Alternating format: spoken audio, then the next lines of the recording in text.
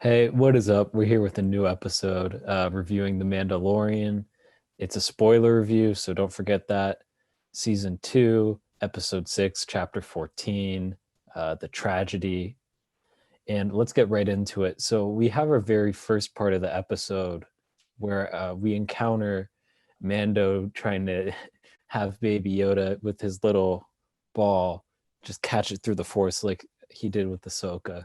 And Grogu is a stubborn one. Yeah, He's a pretty stubborn kid. But I I love that scene in particular because it shows the bond between the two of them and how, Mando doesn't really want to give up Baby Yoda. He's really trying to talk himself into it. mhm. If you watch that scene, because Baby Yoda can't really talk, but Mando's like saying it'll be better for you, and it's like, yeah, we know, man, we get it. And he's obviously trying to convince himself. I love that as a character moment. But the first major thing I want to talk about is they land on the planet. What's it called again? Tython. Tython. That's right. Okay. Um, and Yoda, not Yoda, uh, Grogu There we go. gets on the Seeing Stone and you know starts force meditating and all of a sudden we see him force meditating and then slave one comes in. What was your reaction to that scene? I like I literally like cursed out loud. I was like, holy because we've been talking about like is Boba Fett even gonna appear? Is he like what are they gonna do with him? And like I was already like amazed at the fact that they got to the planet because as you and I were saying before we start filming, the show loves to like take detours when they get the momentum going. So I wasn't even sure. I was amazed at the fact they actually got to the planet, and then the fact that they were adding in Boba Fett, and then as we'll get into later, like the Empire. I was like, everything just this planet just drew everyone together, and just to see the Slave One like blew my mind. Like it I don't know, it's like such a perfect entrance for like Boba Fett. Like it's such an iconic ship, and I was just like, oh my god, like I don't think I've seen this thing fly since like Empire Strikes Back. I think that might have been the only time we saw it like fly in at least live action. So well I guess the prequels. But like I was like, I haven't seen this ship in so long. Like it was just really cool just to see. And it was just like a silent, like not a wholly dramatic entrance that you just saw the ship in. Like, I think Favreau wrote this episode. It was kind of like, yeah, he knows like exactly what the fans like are going through, so he doesn't make a big deal out of it. I love that entrance. That was like so perfectly done. Yeah, I knew that Slave One was going to be in here there a few days ago. It's from someone I was reading about that I kind of John Campia Yeah. revealed on his show like a week ago that Slave One was going to be in one of the next few episodes, Mhm. and I was like, oh, that probably comes at the end of the season, right? It's probably like the postmark of it, like, oh, is Boba on the hunt? Like that'll be the big thing we're Yeah. talking about. Um, but as it turns out, he is on the hunt and he already found him because it's Boba Fett. So of course he did. Yeah. Um, so we move on from that scene and we get a Mando versus Boba Fett standoff, and it's revealed that Fennec Shand is alive with a robotic torso. What were your thoughts when you saw like Boba Fett almost look like he's donning Jedi robes? Uh, just pull up. Well, first it was just the whole dialogue exchange was really great. Like I'm not like I even like chuckled at the line when he was like, "I'm just a simple man making my way in the universe." I was like, John Favreau, you son of a gun. I was like, that's such a deliberate like you like wrote that in deliberately. And I was like, I love that. That was like just so much fun.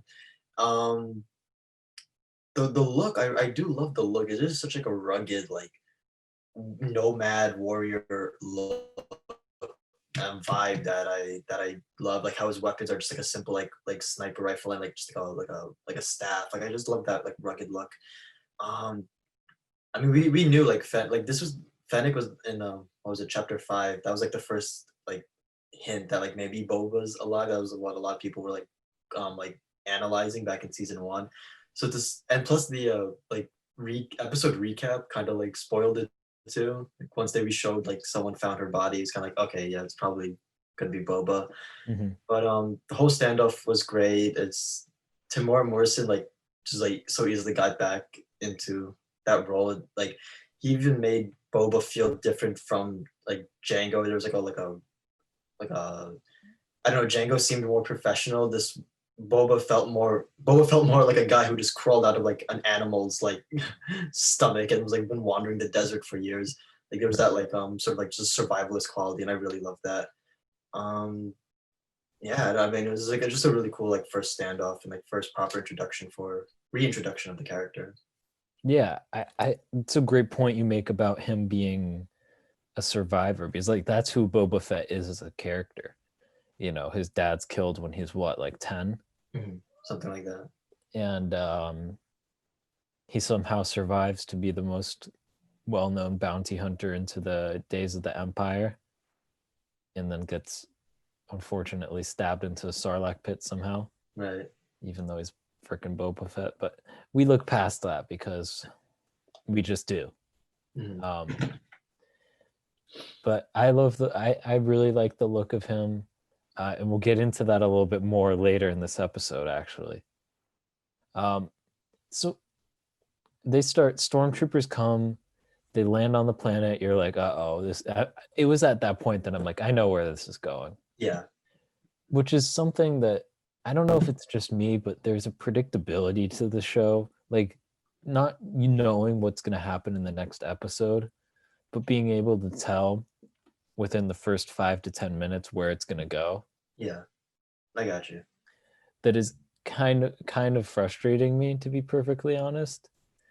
I don't know. It's maybe that's just a me thing, but the second they land, I'm like, I know where this is going. And stormtroopers still can't aim. Yep. In other news, the sky is blue. I particularly like the instance where he's like, flank. He's like, there's too many of them. And he's like, flank, you idiot. And he gets like shot down. Shot in the It's like, face. I was just like, Jesus Christ. I was like, you think Giancarlo Esposito would have like found some new new hands to like throw out there, but I guess not. Yeah. And Boba, I mean, Boba with that club. Oh my God, he goes crazy. And like that was another thing too. Like we rarely see like we've seen hand to hand combat before, like obviously on the show and in other areas, but I feel like we've never seen anything with just like as pure like I don't know, she's just him in a wooden staff, like cracking open the helmets. I don't think we've ever really seen that before. Like that, like kind of like just sheer raw like strength. Like I don't know, I just love that. I loved how they shot his action. It reminded me of the armor Yeah, exactly. from season 1 when she has the 2 hammers. Like Yeah. it's the same sort of Mandalorian raw, just murder, intent for murder. And it's at this point. Oh, actually, let's mention one more thing before I get to this. Did you see the ode to Raiders of the Lost Ark? I'm trying to think. I only saw the episode was what time was it? Like 20 minutes ago. What was it? Is it Raiders of the Lost Ark that it's in? The one with the big rock falling down and chasing Oh them? yeah. The boulder scene. Yeah, that's The it. That's boulder scene. I mean, I instantly that's where I went. When you just see the guys running down, you're yeah. like, oh, they are making it. Shout out to the one idiot who thought he could like shoot at it. Yeah, Got ran yeah. over. I'm just like, bro. I was like, what were you thinking, man? Just Good old get out of the stormtroopers way. never change, never change. Yeah. It's at this point that I want to bring up with this episode. I don't know if it's because they're in a grass field and the lighting. Did it feel like a fan film to you at any point? See, it's funny you say that because I thought something along those lines, but I didn't treat it like a bad thing. I think also because like compared to last episode, there is so much light in this episode compared to like the last few episodes that like I don't know I really appreciated the change in location. I thought the setting like it wasn't my favorite of the season. Like I still prefer chapter 13s, but like the setting in this episode just like you have the mountain, you have to like defend the mountain. Like that was very classic like battle setup and all the light. I enjoyed it, and yeah, the fan film came across because I feel like I've seen this type of scene before in certain fan films, but I didn't like hold it against Sush since like it still felt like a new location. compared to like the ice planet or Corvus from last episodes. I mean, I was okay with it. I just helped provide some setting variety. Yeah. I mean, it's not that I necessarily thought it was a bad thing, Mhm. but it felt a little tonally off for some reason with the Fair, show. fair enough. That's what I at least felt. Mhm.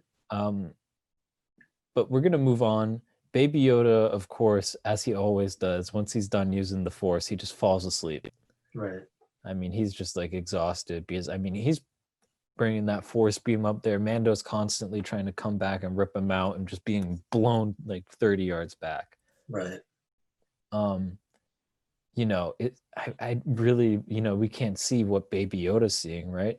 Yeah. Baby Yoda's meditating, seeing what his future is, all that stuff, and we have I no idea. Yeah. I can't wait to see if they like show us what he saw because this is such a straightforward perspective from like Mando's view and like he's not force sensitive. But I would love just to see like what Baby Yoda like did the Jedi Ahsoka spoke about reach out? Did he like see something? Did he like I don't know glimpse a young Adam Driver? Like there's I just hope they find a way to like just show us what they did because like Ahsoka made it sound like when he was on the rock like that was supposed to be a really big deal for him.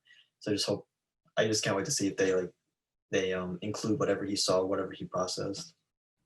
Yeah, and one of the things that I was surprised, or I wasn't necessarily surprised because I didn't think they were going to find a Jedi. Mhm. Like people were like, "Oh, Ezra Bridger," and I'm like, "No, they're not going to find anyone. Right. They're not finding anyone. That would go against the whole show. He would be successful, and then what? Where does the story go? It Right. doesn't go anywhere."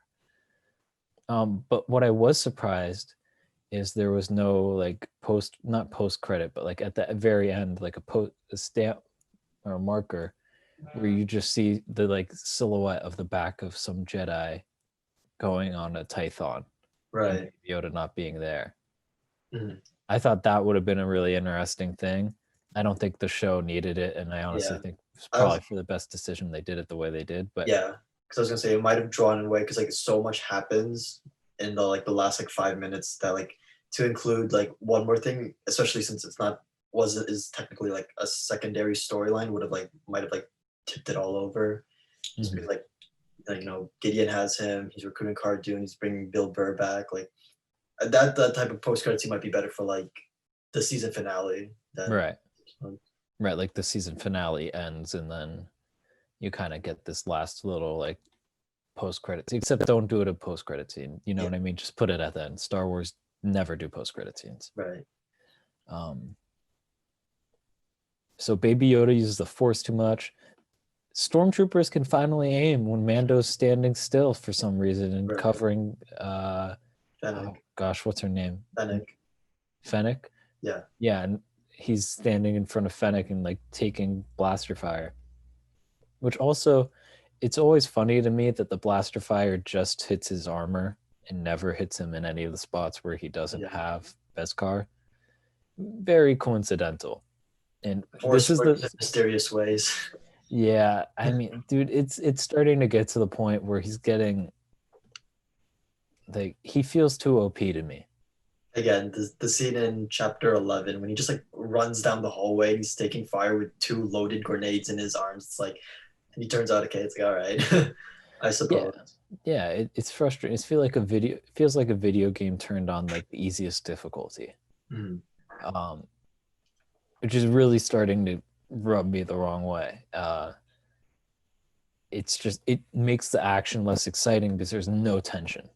I don't I've let this go the past few episodes because I thought they were building the bigger threats, Yeah, and they are, but I don't feel that in this episode.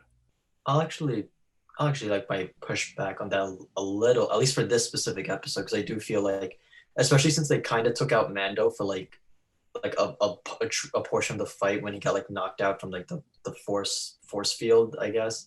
Like I think they managed to like again like just classic battle setup. You got to defend the territory, and like there's more and more people coming, and like they're fine, but you're also like there's like just like a lot of odds like against them. I don't know. I think like this episode, I would say more than chapter 13, kind of achieved a little more of the tension than a little better this time around. And then maybe just chapter 13 because there was a Jedi and a Mandalorian, so the fight was over before it began. But I don't know. I think they accomplished it just a little like more, at least just for me, around this time.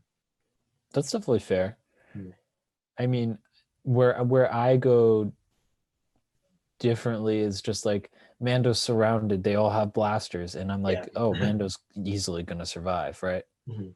Um, I just need a little bit of tension in the fate, even though I know, at the end of the day, the show's called The Mandalorian. He's gonna live. But I need something that's really gonna make me at least think for that half a second. Like, oh, he might actually die. Right. I got you. Um, but as he's getting shot around and just knocked back by the blaster fire, which I do like, it's like you have a Kevlar vest or bulletproof armor. Even if you get hit and it doesn't penetrate the armor, it'll bounce you back. And he keeps on going back and back and back. And then Boba Fett, donning the armor, drops down and goes nuts. Yeah. I mean, the first moment you knew he was a ruthless killer, but this moment, I mean, he just goes killing fools. What did you think? It just made me like just think on how like Boba Fett is like generally regarded as one of the most badass and like ruthless like personas in the Star Wars universe, but we've never seen him have an actual like fight scene before, like using the prequels, the originals for like 5 minutes in the Clone Wars. He was still young. We've never actually seen him go like all out like 300 Mad Max style. He's just like just go mowing through everyone. So this was really like satisfying because like director Robert Rodriguez did a great job, I feel like, with the action overall, as always per other Mando directors. And I thought that the way he just shot this scene and the way it all built up to him taking down two ships, like not one, he took down both ships with like one missile. I was like, yep, that's the Boba Fett scene we've all been waiting for since like 1976. Yeah, that was nuts, dude. The Mhm. way he just went through fools. He was like, Mando, step aside. I'll show you what a real Mandalorian looks like. Yeah, and like this connects to something you said. I think it was yeah, it had to have been chapter 9. Like he put on that armor and he like you felt that there was an upgrade. He like jumped up a level, like something about the just Mandalorian armor, like, and like again you just said like he was killing fools before this with his staff, but then he slipped on the armor and that was it. That was game over. That was a whole other like just presence around him. That was just so cool. Yeah. I mean, my one worry is going forward Mhm. that people will start talking about Boba Fett more than Mandalorian because this show is The Mandalorian. And I really hope that they walk that line carefully. Yeah, I got you. I guess well then I guess might be a segue to like given that season 2 seems to be adopting the whole Seven Samurai get the gang back together for its last 2 episodes, like how do you feel about that, and how do you feel like the lineup appears to be Bill Burr, Boba Fennec, and probably Cara Dune, given her reaction at the end? Like, how do you feel about them taking that same approach? I don't mind it. I almost would have rather have Cara Dune be like, no, Mhm. and then Cobb Vanth come on without the armor. Because I Right. would love that character tension between Boba Fett and Cobb Vanth. Mhm. Because Cobb Vanth was wearing his armor. And that doesn't belong to him. So I'd imagine Boba would be pretty pissed. If Cobb Vanth's even still alive, to be Yeah, fair. Like, I got you. Boba might have been like, well, he doesn't have the armor anymore. I might as well kill you Mhm. for wearing it. But who knows? But I would love Cobb Vanth to come back. Um, I wouldn't really want Ahsoka to come back. Yeah, I got you. I feel like one episode was enough. I don't like more than one episode, it becomes her show. You know what I mean? Yeah, and that also adds like that's when the tension and like could they win like goes out the window because then you have a Jedi on your Mhm. side, then that changes everything. Right. But going forward, just with the episode, they finally, I mean, I was so happy when this happened. Maybe my favorite part of all of The Mandalorian is they finally blew up the Razor Crest, so he needs to get a new ship. I saw that scene and I was like, Henry's gonna lose his mind because he finally got his wish. The thing has been decimated completely. There's nothing remaining of that. I'm like, oh, they can't be rebuilding this. There's no no going back now. Hmm. I was so happy, man. I was so tired of that ship getting broken and fixed up, broken and fixed up. It's like, come on, just get a new ship already. Right. Like steal one, buy one. You got money. It reminded me a lot of the scene from Skyfall when James Bond's Aston Martin blows up, and you're just like, Yeah. ah, like you have the emotional attachment to the ship, good or bad. But you're just like, damn, that's that like now it's war. You Yeah. blew up my ride. So now their new ship is Slave One. Mhm. I'm excited. Slave One is maybe my favorite ship in all of Star Wars. Yeah, that's definitely fair. And it's the sound effect of that ship. The sound effects for that ship are just next level. There's some sort of intimidating tone to the way that the sound effects move. Mhm. So I'm excited for that in the future. So Mando's in a race for a kid, and it has the common theme of this episode where he forgets that he left his jetpack for some reason and doesn't go to get it because it would save a ton of time. Which I was just like, why is he not getting his jetpack? He could be there in 2 seconds. I'm like, what is going on? I don't. It's like a little plot hole that really bothered me. I feel like that was like I feel that's why they set up the first the first standoff where they were like it wasn't let's drop our guns. Boba specifically asked take off the jetpack, and then like I feel like Favreau specifically included that line to so Mando was at a disadvantage. Like I think that was like very deliberate. Um, yeah, I noticed that too because it was just like when they're climbing up the mountain. I'm like, you could have been there 5 minutes ago if you had the pack. But I think that's why Favreau made sure to specifically like take it off him to have that tension still. Right. It's just I'm starting to get to the point with the Mandalorian where I'm running my course with how much suspension of disbelief I can have in an Yeah, episode. I don't know.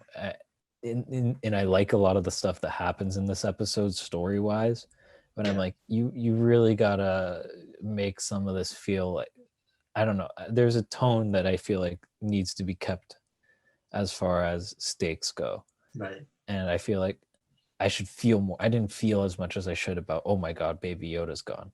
Hmm. Um, but moving on, you know, Mando doesn't get there in time. Gideon sends down the Dark Troopers, which is their first appearance. Um, they looked pretty CG to me, to be honest. Yeah, yeah. I noticed that as well. I was also. There you go. You go. Sorry. No, go ahead. I was just gonna say I was also just a little underwhelmed because like they literally flew in, they took him, and they were gone. And Right. I'm not saying like there's not gonna be some huge scene where they unleash like all their power later. I'm just like for the first like you could have sent down stormtroopers with jetpacks and they reasonably could have pulled up or a droid even like normal droid could have pulled that off. Sent four Dark Troopers down. Mando didn't even get there in time. I don't know. I was a little underwhelmed. Like this was their first appearance. Right. I felt like that should have been something for the Death Troopers to do. You know what I mean? Like Yeah. what Boba and Mando and Fennec are all distracted. Like the SEAL team, of course, the Death Troopers came in and took the child. Right. Like that would make complete sense to me.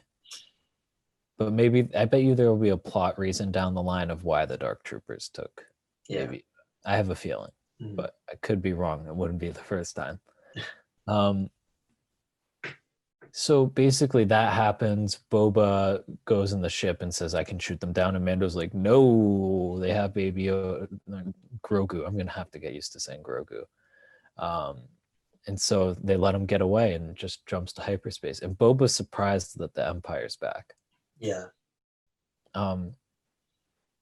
Which is, it'll get into something I'll talk about at the end of the episode. But so Mando picks up his beskar sword, or not sword, spear, javelin, which I have a feeling is going to be used against the Darksaber later in a one-on-one. And here's my thing.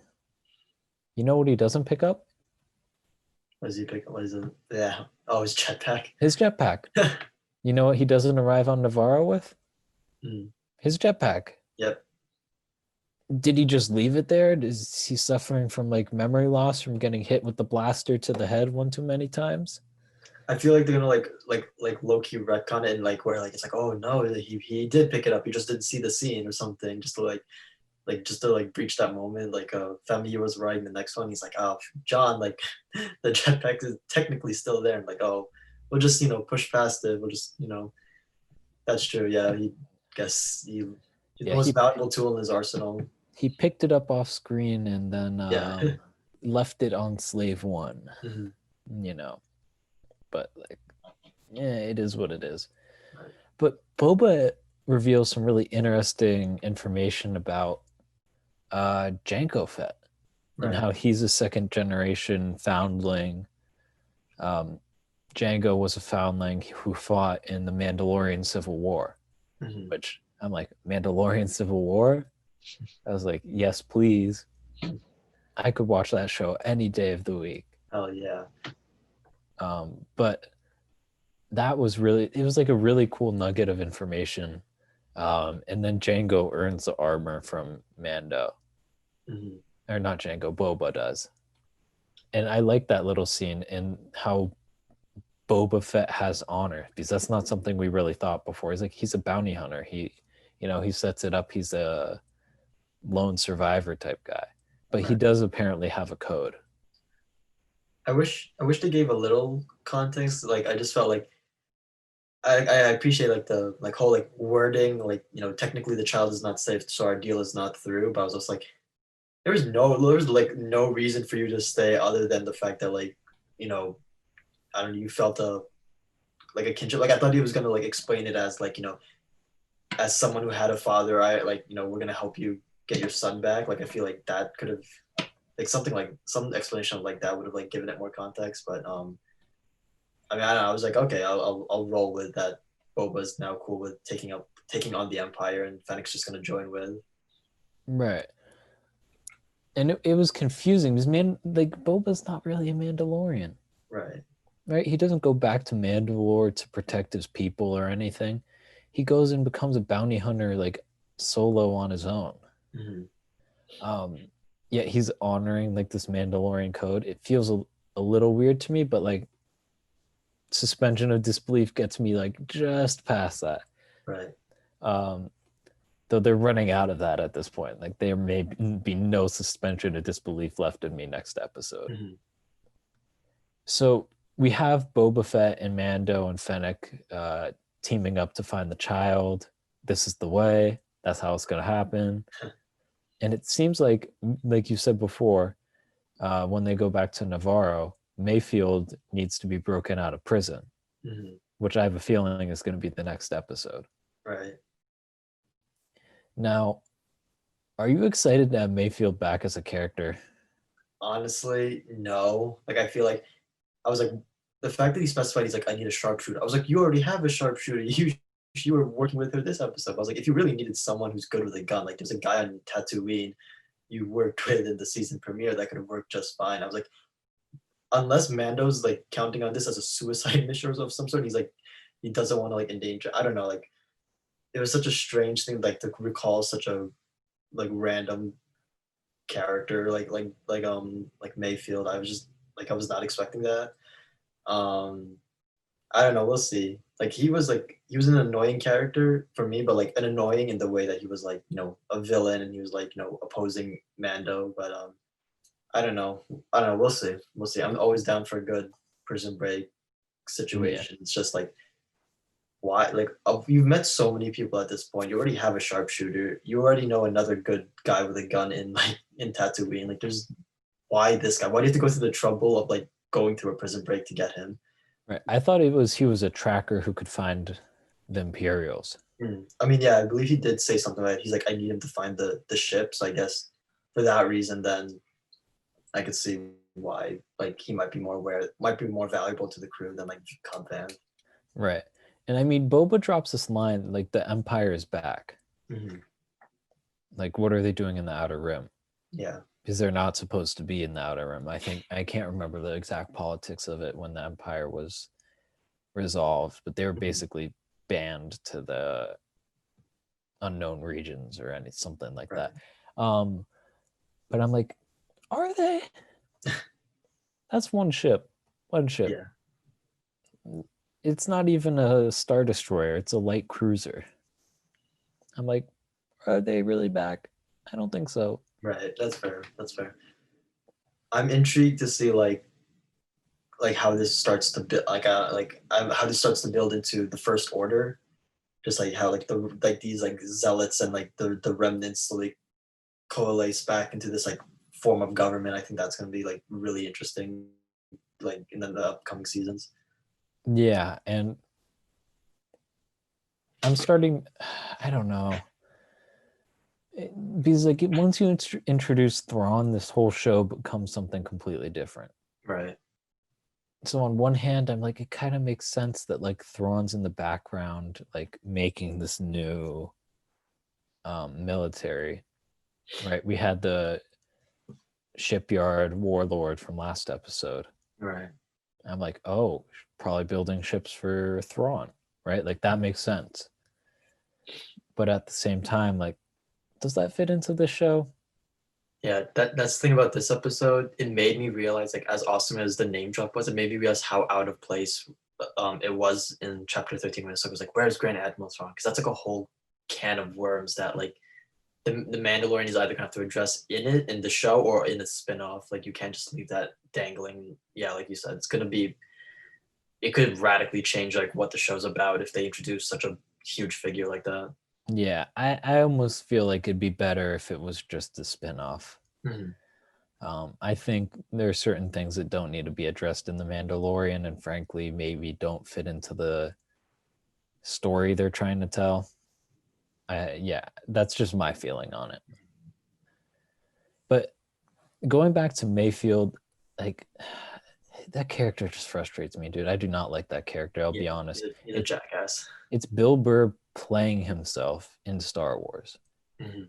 And the one thing I'm like, the one rule you don't want is someone playing themselves in Star Wars. Mhm. Like you need them to be a character. You don't want and I know that people will say Timothy Oliphant is playing himself. And I'm like, no, he's playing the same character he always plays. Right. Bill Burr is just being Bill Burr, but in a Star Wars show. Mhm. And I'm like, oh, I did not like that character from season one. He's a jackass. He's just Yeah. a little. And he throws, at least for me, because I like his comedy a lot, he Mhm. throws me out of the show. I'm like, Right. that's Bill Burr. Like I will always think of him as Bill Burr and not Mayfield, Mhm. which that's one of the reasons why Star Wars is great for getting unknowns, because you're never thrown out like, oh, that's this actor, Right. this comedian, or this director. Like you never have that. But we're gonna move on to the last thing, which is Moff Gideon on the light cruiser walks in on Baby Yoda, just going bam, bam, hitting stormtroopers against the wall. I love it when Grogu does that. I thought that was hilarious. Um, what's your reaction to that part of the scene and then how the rest unfolds? Him just throwing around just made sense. Like he's a baby. He's like ticked off. Like just got separated from his dad. On the point of tension again, I'll admit for me, there was a split second where I thought Grogu might have like choked them out because he had both of them for a while. And I was like, this is going on a little longer. And like I think Gideon was waiting for it too to see like if he was gonna kill him, and then he did. I was like, oh my god, this child. um, and then for the rest of it, like I feel like Giancarlo Esposito became a little more like alive in the scene, like especially when he seemed to be much more like leering and like mocking, like he just seemed to be like having a little more than his general like focused persona, which it wasn't bad before. I just feel like here he seemed to be a little more like villainy, I guess, and he like took out the dark saber just to like mess around with Baby Yoda. I thought that was like very interesting. It just I don't know. I'm intrigued. Just again, I'm just intrigued to see more Giancarlo Esposito before the season wraps up. Yeah, me too. And I like that moment where he pulls out the dark saber and is like, you probably recognize these being one of your kinds. Right. And I'm like, ooh, he's just like jabbing. Like he obviously is a Jedi hater. Like you can tell right away. Yeah. um, And he seems to like to taunt everyone he talks to. But I thought that was a pretty great scene. Him not caring about his troops at all, to be perfectly honest. To them, they're expendable. Right. Which is like, if you're a stormtrooper, like, why do you want to work for a guy who thinks you're expendable? Just dip out. It's not like the Empire's going to go and hunt you through the galaxy like Mando. They got better things to do with their time. But I think that pretty much wraps it up with Gideon sending a message to Dr. Pershing that they have their donor. But who's the volunteer? That's my question. For right now, I'm gonna assume it's gonna be some sort of nameless trooper, because it'd be a whole other game if they introduce yet another well-known in-canon character. I mean, they're perfectly open to do it, and they quite possibly could pull it off. But I just feel like you introduce like some big name in the last 2 episodes, and it's just like, oh my gosh, just there's too much going on. My only two other things were the troop transports looked like first order troop transports. Yeah. So I think they're trying to show the evolution towards that, which also might mean that the Empire is making new stuff, which means the Empire may be on a larger scale than we're seeing. Right. And the question is that Thrawn? Is Thrawn his own thing from the Empire?